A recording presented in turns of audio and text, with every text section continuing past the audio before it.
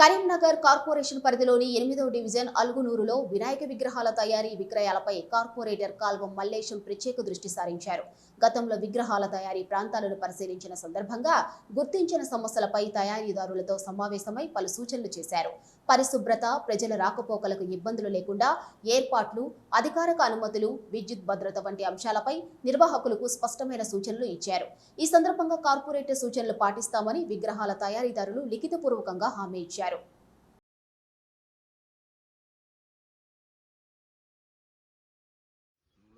Alugunuru 8th డివిజన్లోని Warangal road వద్ద వీళ్ళు అలుగునూరులో వినాయక మండపాలు పర్మిషన్ లేకుండా వేసుకొని వాళ్ళు ఎలాంటి ట్యాక్సీలు కట్టడం లేదు.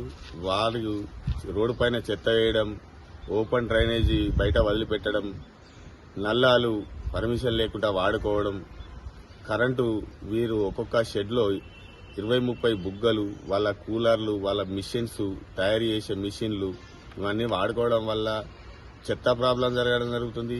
వాటర్ ప్రాబ్లం, ట్యాక్సీలు కట్టడం లేదు.